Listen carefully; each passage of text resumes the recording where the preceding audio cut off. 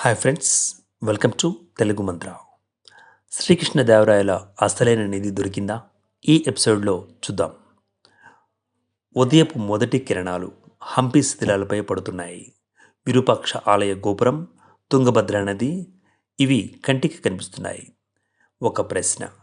500 సంవత్సరాలుగా వేలాది మంది వెతుకుతున్నారు. చరిత్రకారులు, పురావస్తు శాస్త్రవేత్తలు, ట్రెజర్ హంటర్స్, స్థానికులు.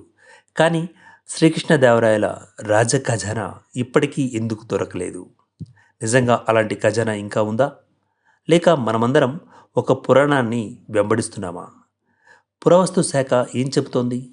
ఇప్పుడు కథలను పక్కన పెడదాం, ఆధారాల గురించి మాట్లాడుకుందాం. హంపి ఈరోజు యునెస్కో ప్రపంచ వారసత్వ ప్రదేశం. ఇక్కడ భారత పురావస్తు సర్వేక్షణ సంస్థ దశాబ్దాలుగా పరిశోధనలు చేస్తోంది. త్రవ్వకాలలో బంగారు నాణాలు, రాగి నాణాలు, ఆభరణాల ముక్కలు, రాజభవనాల అవశేషాలు, వీటితో పాటుగా భూగర్భ జల వ్యవస్థలు, అనేక నిర్మాణాలు వెలుగులోకి వచ్చాయి. కానీ ఒక్క విషయం మాత్రం ఎప్పుడూ దొరకలేదు: ప్రపంచాన్ని ఆశ్చర్యపరిచే ఆ మహా ఖజానా. అయితే ఎందుకు ఇక్కడే అసలు విచారణ మొదలవుతుంది? హంపి మొత్తం ప్రాంతాన్ని ఇప్పటివరకు పూర్తిగా తవ్వారా? సమాధానం లేదు అని తెలుస్తోంది. ఎందుకంటే హంపి ఒక పురాతన నగరం మాత్రమే కాదు, అది సజీవ వారసత్వ ప్రదేశం. ఇక్కడ ప్రతి రాయికి, ప్రతి శిల్పానికి చారిత్రాత్మక విలువ ఉంది. అందుకే ఎక్కడ పడితే అక్కడ తవ్వకాలు చేయడం అసాధ్యం. అందుకే ఇప్పటికీ భూమి అడుగున మనకు తెలియని నిర్మాణాలు ఉండే అవకాశం అన్న అంశాన్ని పూర్తిగా కొట్టి పారేయలేకపోతున్నాం. 2019లో జరిగిన ఒక ఆసక్తికరమైన విషయం. కొన్ని సంవత్సరాల క్రితం హంపి పరిసర ప్రాంతాలలో ఒక భూగర్భ నిర్మాణం వెలుగులోకి వచ్చిందట. అది రాజ్యకాలానికి చెందిందేనా? ఏ ప్రయోజనం కోసం దాన్ని నిర్మించారు? దానిని ఖజానాతో అనుసంధానించడానికి సరిపడా ఆధారాలు లేవు. కానీ ఒక విషయం మాత్రం సుస్పష్టంగా ఉంది: హంపి ఇప్పటికీ తన రహస్యాలన్నింటినీ బయటపెట్టలేదు. స్థానిక కథలు ఎంతవరకు నిజం?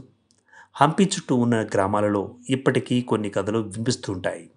ఒక కుటుంబం తమ పూర్వీకులు రాజ ఖజానా సంరక్షకులంటూ చెబుతోంది. మరొక కథ ఒక శిల్పంపై రహస్య సంకేతం చెక్కబడి ఉందని చెబుతోంది.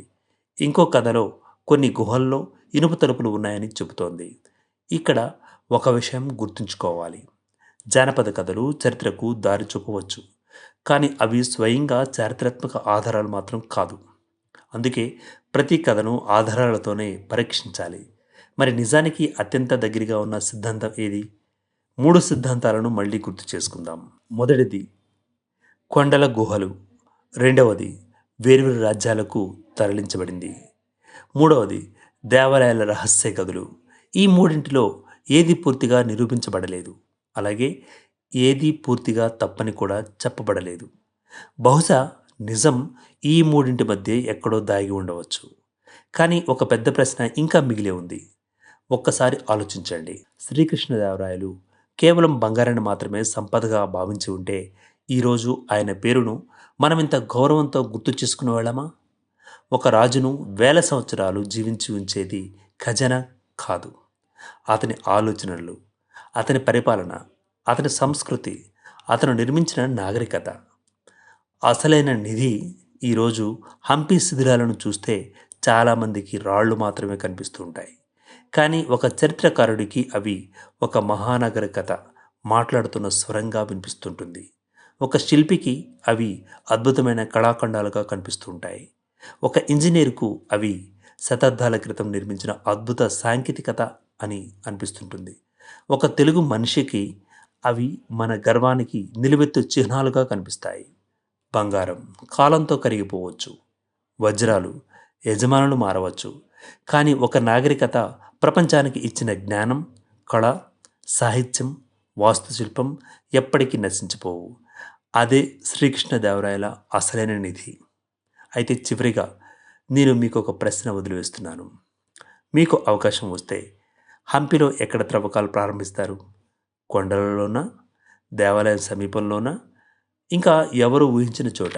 మీ అభిప్రాయాన్ని కామెంట్ రూపంలో తప్పకుండా చెప్పండి. ఎందుకంటే చరిత్రలోని ప్రతి రహస్యం ఒకే ప్రశ్నతో మొదలవుతుంది. ఒకరోజు ఈ 500 ఏళ్ల మిస్టరీకి సమాధానం దొరికే అవకాశం కూడా ఉంది. అంతవరకు హంపి తన నిశ్శబ్ద రాళ్ల మధ్య ఆ రహస్యాన్ని కాపాడుతూనే ఉంటుంది. ఇది కేవలం ఒక నిధి కథ కాదు, ఒక సామ్రాజ్యం తన చివరి శ్వాసలో దాచిపెట్టిన రహస్య గాథ.